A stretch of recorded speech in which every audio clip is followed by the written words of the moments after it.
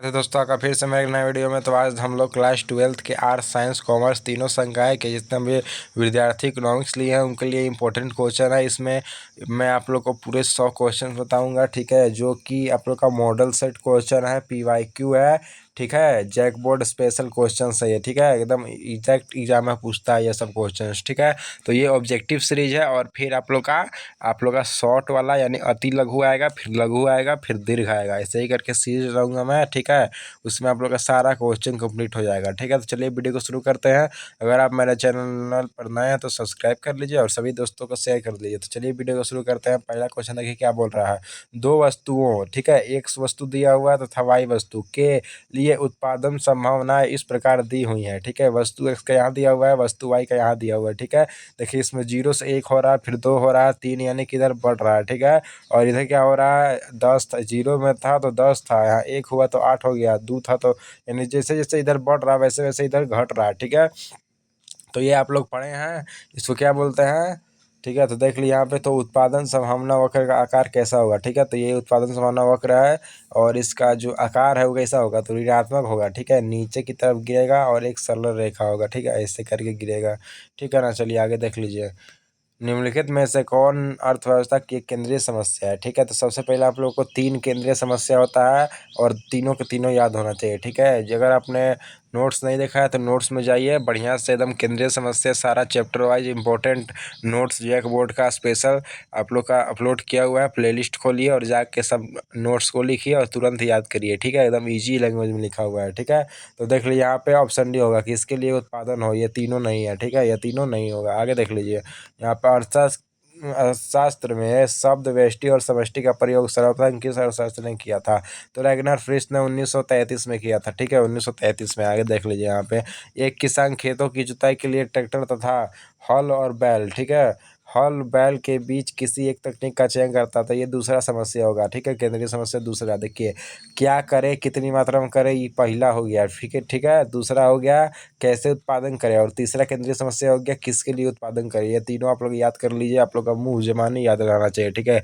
केंद्रीय समस्या आया नहीं कि 3 गो हर हर बोल देना, ठीक है, ऐसा याद होना चाहिए। चलिए आगे देखिए यहाँ पे, किस अर्थशास्त्री के अनुसार उपयोगिता को मुद्रा में मापा जा सकता है, तो आप लोग का अल्फ्रेड मार्शल, ठीक है। अगर मान लीजिए आ गया उपयोगिता को किस में मापा जाता है, ऐसा भी क्वेश्चन आता है, उपयोगिता को कैसे मापा जा किसके द्वारा मापा जा सकता है, ठीक है, या किसके द्वारा मापा जाता है। तो आप लोग को ऑप्शन में मुद्रा रहेगा ना, तो मुद्रा मारना है, और मुद्रा नहीं रहा अगर तो यूटिल्स मारना है, ठीक है, यूटिल्स यूटिल्स यूटिल्स मारना है, ठीक है। तो याद कर लीजिएगा, नोट करके लिख लीजिए इसके क्वेश्चन के साइड में, ठीक है।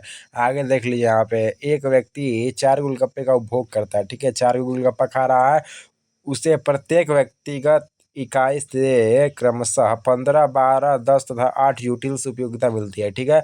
तो 4 गोलगप्पे के उपभोग से उसे कितने तो उसको कुल उपयोगिता, देखिए यहाँ कुल उपयोगिता कितनी प्राप्त होगी, तो सबको जोड़ देना है, तो सबको जोड़िएगा ना, 15, 12, 10 और 8 तो 45 आ जाएगा, 45 यूटिल्स राइट आंसर हो जाएगा। आगे देख लीजिए यहाँ पे, निम्नलिखित में से कौन किसी वस्तु की मांग को प्रभावित नहीं करता है, ठीक है, कौन नहीं करेगा। वस्तु का कीमत बिल्कुल करेगा, तो ये नहीं होगा। संबंधित वस्तु का कीमत बिल्कुल करेगा, जो कि नहीं होगा। और ऑप्शन सी उपभोक्ता की आय बिल्कुल सही है, उपभोक्ता की आय भी डिपेंड करेगा, तो ये भी नहीं होगा। तो ऑप्शन डी आप लोग का राइट आंसर हो जाएगा, साधनों की कीमतें, ठीक है। आगे देख लीजिए यहाँ पर, आगे देख लीजिएगा, तो यदि किसी वस्तु की कीमत में 5% की कमी, ठीक है, होने से उसकी मांग में 8% की वृद्धि होती है, तो वस्तु की कीमत लोच का मान क्या होगा, तो ये फॉर्मूला से बनेगा, ठीक है। आप लोग को कैसे करना है यहाँ पे, तो 8% को डिवाइड करना है 5% से, ठीक है, परसेंट से परसेंट कट जाएगा और 5 से 8 को डिवाइड करेगा तो 1.6 आ जाएगा, ठीक है। ऑप्शन ए राइट आंसर हो जाएगा, ठीक है। आगे देख लीजिए यहाँ पे, देख लीजिए यहाँ पे, निम्नलिखित में से रेखा चित्र ए बी, देखिए ये क्या बोल रहा है ना, ऐसे करके आप लोगों ने ग्राफ पढ़ा है ना, ऐसे करके। नोट्स नहीं पढ़े तो नोट्स पढ़िए, एकदम इंपॉर्टेंट, सब नोट्स से ही क्वेश्चन है ये सब, ठीक है।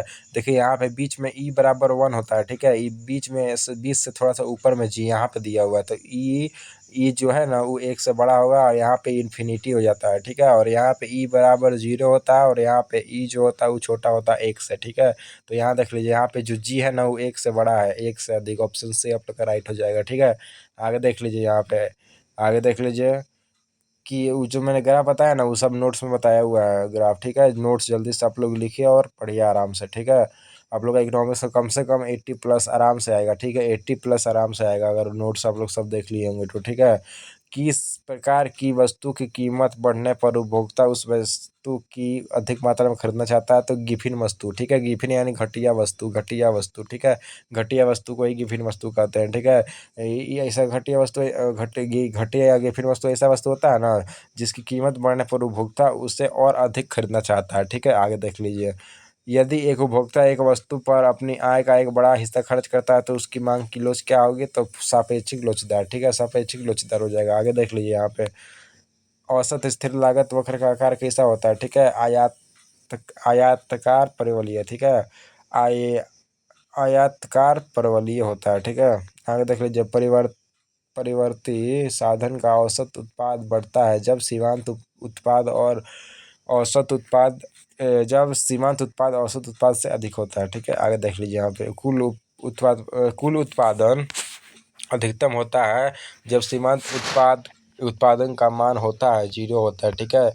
जब ये कुल उत्पादन जब अधिक होता है तो सीमांत उपयोगिता 0 हो जाएगा, ठीक है। आगे देख लीजिए यहाँ पे, यदि कुल उपयोगिता टीपी तथा परिवर्ती साधन की मात्रा क्यों है तो औसत उत्पाद, यहाँ औसत उत्पाद है, ठीक है। आगे में सीमांत पूछेगा यहाँ, लेकिन औसत है तो कंफ्यूज नहीं करना है। औसत पूछ रहा है तो डायरेक्ट टीपी अपन क्यों होगा, अगर सीमांत पूछ देता तो डेल्टा लग जाता, ठीक है, तो नीचे वाला में डेल्टा हो जाएगा, ठीक है। इसमें टीपी वाला होगा आंसर। देख लीजिए यहाँ पे सीमांत आ गया ना, देखिए यहाँ पे